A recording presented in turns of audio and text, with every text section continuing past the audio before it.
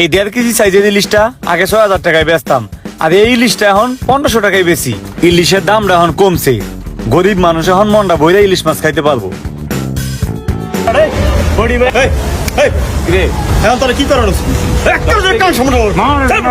কিরে এই বাটপাটটা তোরা কই পালি? এই বাটপাটটারে কইতে ধরছস? আরে গারাস না কি লাগা? কি রে রোমানে হারা জীবন সামসামি করলো আমার, এখন আবার পোল্ট্রি লয়ে লিতেছে, দল চেঞ্জ করে লাইছে। বাতিজার পুত, তোমার লেগে এলাকার কোন মানুষ শান্তিতে থাকতে পারে নাই। তুমি প্রত্যেকটা ব্যবসায়ীকে ডিস্টার্ব করছো, মানুষের আম খাইছো, মাছ খাইছো, মানুষের টাকা পয়সা সব লুটটা পুট্টা খাইছো। বাতিজার পুত, আজকে তোমার কোনো রেহাই নাই, ছাড়ন নাই। এই সবটারে ধর, গারা গারা গারা। সাইরা দে মা, কাইন্দা বাসি দে তোর।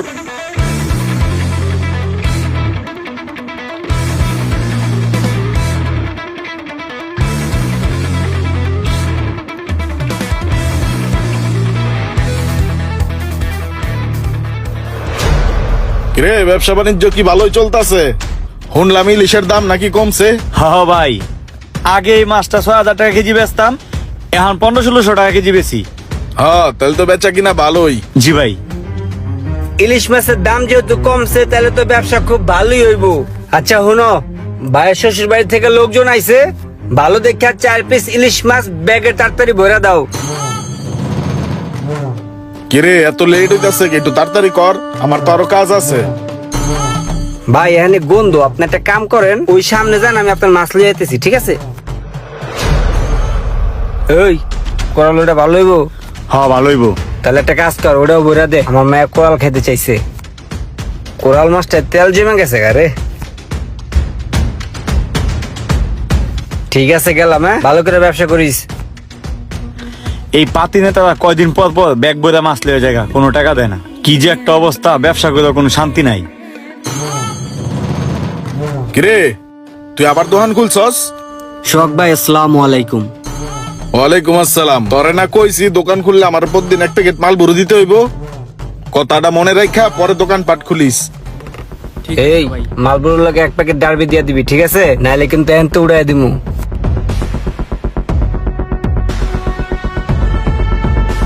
কিরে ওই মালামাল দিয়া দি রমরমা ব্যবসা করতাছস। তোরে না কইছি এই জায়গায় দোকান চালাইতে হইলে মাসে 30,000 টাকা দিতে হইব। ওরে তো পাড়াইছিলাম টাকা নেওয়ার লেগে, ওরে টাকা দিছিলি? কিরে ওই টাকা দিছিল? না ভাই, ওই কোনো টাকা দেয় নাই, ওই আমারে কয় একটা চা আর একটা ডারবি খেয়ে যাইতে। ওই হন, তোর টাকা পয়সা দিতে হইব না, তোর দোকান আজকে তেনে বন্ধ, ঠিক আছে? নেক্সট যদি এই দোকান চালু করছস না, বেশি গেচার মাচার করবে একবারে।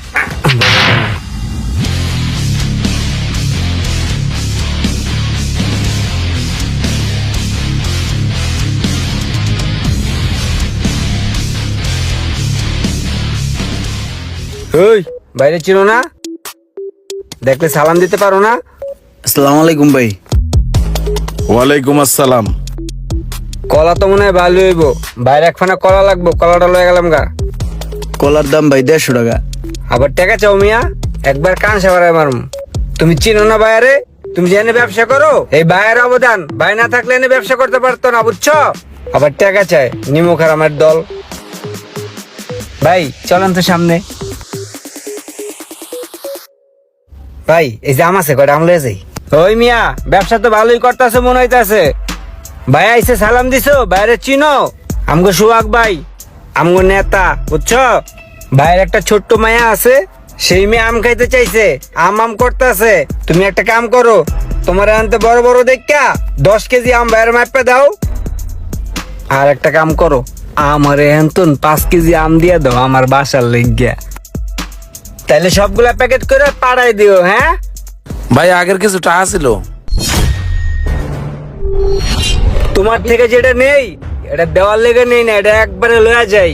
যদি ব্যবসা করতে ইচ্ছা করে তাহলে বাইরে দিয়া তারপরে ব্যবসা করতে হইব, আর যদি ইচ্ছা না করে তাহলে চলে যাবা, বুঝো নাই? পাঠাই দিও। ভাই চলেন সামনে যাই, সামনে চলেন।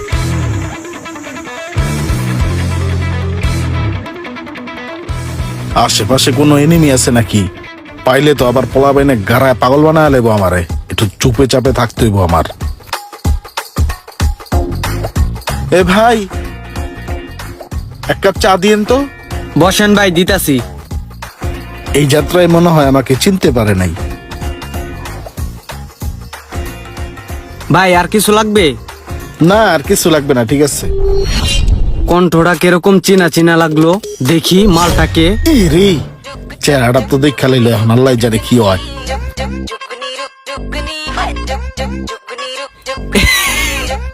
নাইরিয়া কেবল বেলতলাতে আইছে। দে চা দে, ওটে এনতে। আমরা কিন্তু চা ফিক্কে লাগাম। ওট গেলি এনতে চা।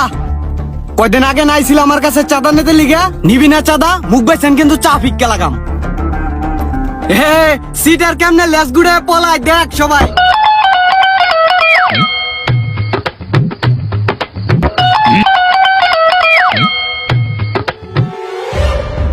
আরে ঘটনাটা কি? এই নিষ্পাপ ভাইটার সাথে সবাই এরকম করে কেন? ভাই আসসালামু আলাইকুম। ওয়ালাইকুম আসসালাম। ভাই আমি একটা বিষয় লক্ষ্য করলাম, আপনি একটা সরল সোজা মানুষ, কোনো অন্যায় করেন নাই, কিন্তু আপনি যেই হানে যান সেই জায়গাতে মানুষ আপনারা যে যেমনে পারে খেদাই দিতেছে, কেউ মারতাছে, কেউ দৌড়ানি দিতেছে। ভাই ঘটনাটা কি বুঝলাম না। ভাই রে, ঘটনা তো অনেক গভীর। এই ঘটনা যদি তোমারে কই, তাহলে তো তুমি আমারে দৌড়ানি দিবা। ধরো এটা কোনো কথা বলেন ভাই, হাতের 5টা আঙ্গুল কি সমান? সব মানুষ কি একরকম নাকি? আমি আপনার হুদাকে আমি দৌড়ানি দিতে যাম কি লিগা? কি হইছে ভাই কোন? কিরে তো না কতক্ষণ আগে দোলানি দিলাম, তুই দিয়ে এলাকায় ঘুরতেছস। তুই এলাকাতে অনেক যাস নাকি লেগা, তাড়াতাড়ি যা। আরে ভাই কোন জায়গায় কাজে যাইতেছিলেন জান না ভাই? হুদাকে আমি কি লিগা গ্যাঞ্জাম শুরু করতেছেন ভাই? জান না ভাই কই যাবেন জান? ঠিক আছে। কোথাতে কি আয় পরে ভাই কোন তো কি হইছে? ভাই রে, আমার রাতে একটা সময় অনেক পাওয়ার আছিল। আমার পিছনে শত শত পোলাপান ঘুরতো। আমি যখন রাস্তা দিয়ে হাইটা যাইতাম, রাস্তার মানুষজন আমার দেখলে থর থরায় কাঁপতো। তখন আমার হাতে যে ক্ষমতা পাওয়ার ছিল, ওই ক্ষমতা পাওয়ারের সদ্ব্যবহারটা আমি করছি। শোনো, তাহলে তোমার আমি পুরা কাহিনীটা বলতেছি।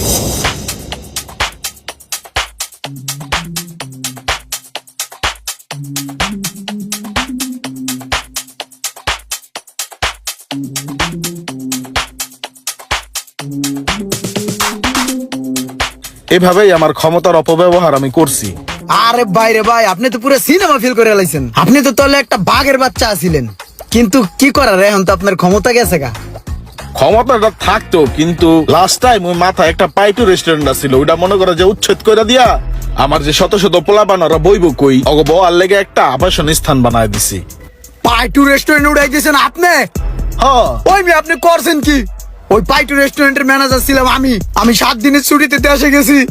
আইয়া দেই পাইটু রেস্টুরেন্ট আর নাই, ওখানে পোলাপানে চাবিরি খাইতেছে।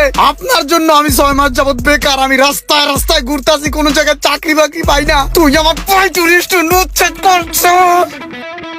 আমাদের সমাজে এমন অনেক মানুষ আছে যারা ক্ষমতা হাতে পেয়ে ক্ষমতার অপব্যবহার করেছে। তারা আজ সোহাগ মিয়ার মতো দৌড়ের উপরে